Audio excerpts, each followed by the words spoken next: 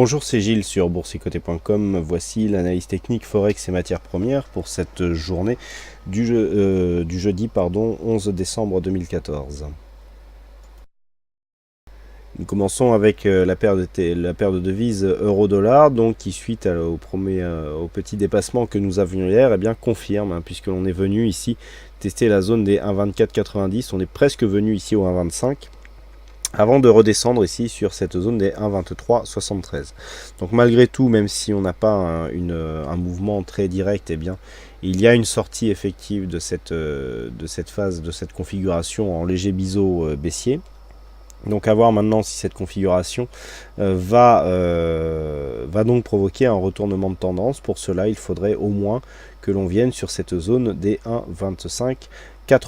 Donc la tendance est en train de changer. Nous avons un biais qui était précédemment négatif, qui vient ici de casser des points hauts, enfin en tout cas un point haut significatif, mais la configuration était surachetée sur cette phase ici, sur le contact donc avec la zone des 1,2488, et nous avons eu un signal de consolidation qui s'est matérialisé ici par un retour sur cette zone de support. Donc le moins que l'on puisse dire déjà, c'est que la tendance et donc la dynamique de sortie n'est pas très forte. Le fait que l'on vienne casser ici et que à la première résistance, eh bien, on revienne ici sur le support majeur montre qu'il n'y a pas une grosse conviction sur ce mouvement.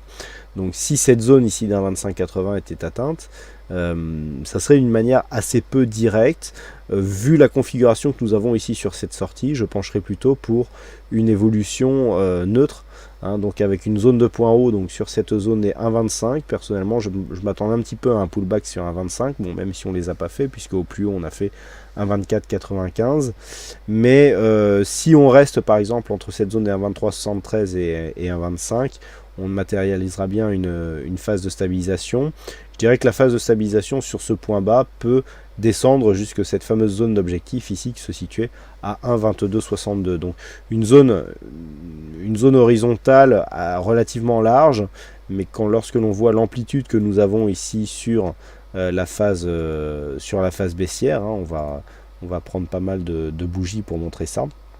Voilà, c'est tout ça dont je veux parler. Donc là, pour donner une idée, on était à 1,40, on était en mai de cette année, et là on se retrouve en décembre avec des cours qui sont à 1,22, enfin à 22,50, donc on a perdu énormément.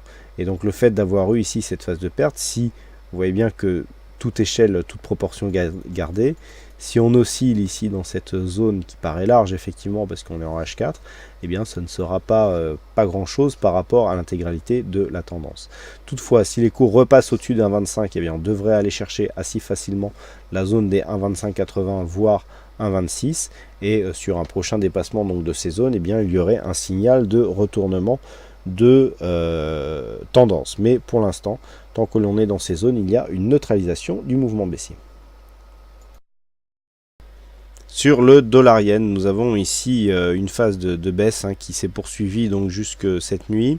Alors je vous disais hier qu'en dépassant le retracement des 61,8%, on a augmenté la probabilité d'avoir un retracement total.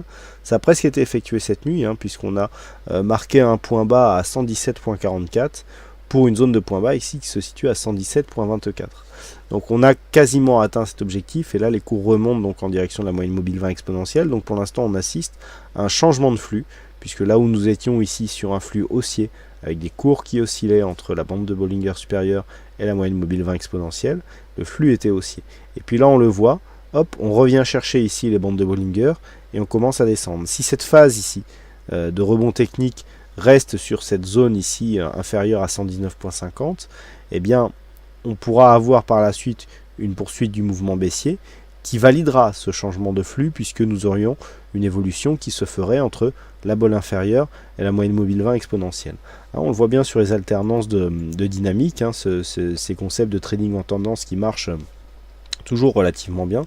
On voit bien ici la phase de baisse avec des évolutions donc entre bande de Bollinger, moyenne mobile, ici la phase de hausse confirmée, là on a un petit accro ici puisqu'il y a un contact bol inférieur, mais sinon on continue à monter ici entre la moyenne mobile et la bande de Bollinger supérieure. Là on repasse en phase de baisse, vous voyez on est toujours au-dessus ici, on repasse en dessous là, et puis là on repasse en dessus, c'est la phase que l'on est en train d'analyser.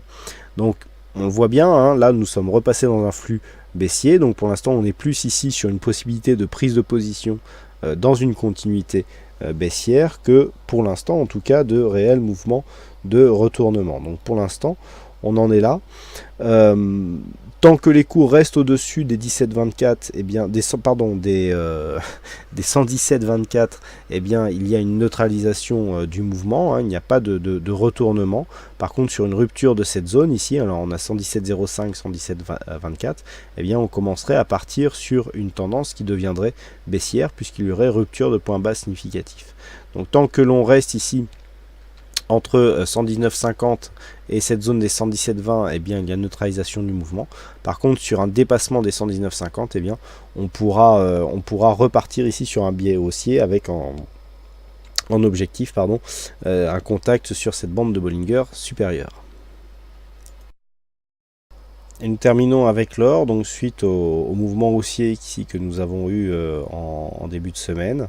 Hein, eh bien, les cours se sont stabilisés, donc c'est ce que je vous indiquais hier sur une phase de consolidation horizontale, puisque c'est le niveau de retracement à 23,6% Fibonacci qui faisait office de support. Puis aujourd'hui, en cassant cette zone et en venant valider ici un contact avec le retracement 38,2%, on change ici sur une phase de consolidation avec un mouvement baissier. Toutefois, en venant ici chercher ce contact, on vient aussi chercher la moyenne mobile 20 exponentielle, et là les cours recommence à monter. Donc pour ceux qui ont suivi l'analyse du dollar yen, on retrouve ici le setup inverse, à savoir ici un mouvement qui était relativement neutre, qui part ici, qui vient chercher la bande de Bollinger supérieure et qui revient sur la bande de Bollinger, sur la moyenne mobile 20 exponentielle. Donc dans cette configuration, effectivement, eh bien, on valide le fait que pour l'instant nous sommes ici sur une éventuelle prise de position à la hausse pour essayer de capter la poursuite de la tendance, avec donc, si la tendance est confirmée, une hausse prochaine qui devrait nous ramener sur la zone des 1238 voire 1240 $. Donc pour l'instant on n'en est qu'au début du mouvement, a priori on se réaffranchit de cette zone des 1226, hein, c'est toujours embêtant quand le 23,6 qui a été support redevient résistance. Alors c'est ce qui s'est passé sur cette précédente bougie, mais sur celle qui suit, on s'est bien affranchi de cette zone. Donc si les cours reviennent ici sur la zone des 1238 et continuent à tester ici cette bande de Bollinger supérieure, on devrait assister donc à une poursuite du mouvement haussier.